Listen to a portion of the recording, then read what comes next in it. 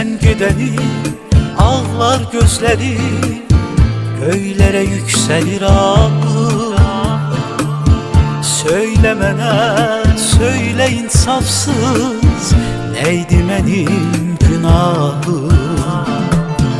Pencereden boylanıram ben, belki gelesen yine. Özümde sessiz odlanıram ben, bilsen darıxmışam necə.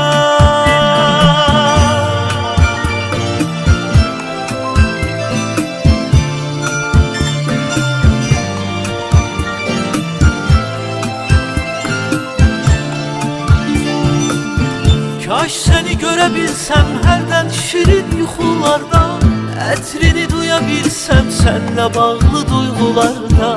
Ben seni yaşadıram şehirlerde, mahnılarda, belki de qovuşarıq xəyallarda, arzularda, xəyallarda, arzularda.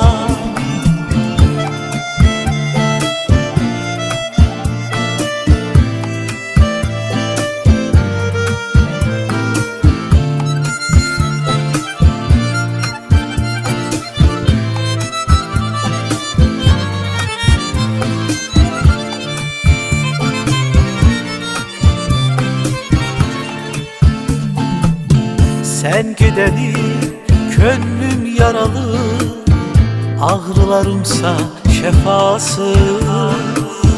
Neden bile küsüp gittin, niye gittin amansız?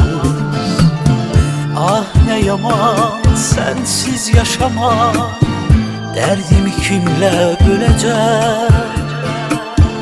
Ayrılığa dözmür ürəyim, ah belə getsə öləcək.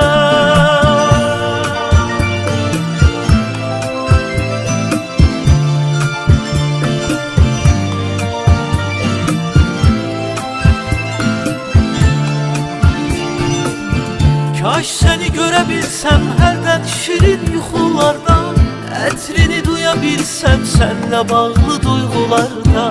Ben seni yaşadıram şehirlerde, mahnılarda, belki de qovuşarıq xəyallarda, arzularda,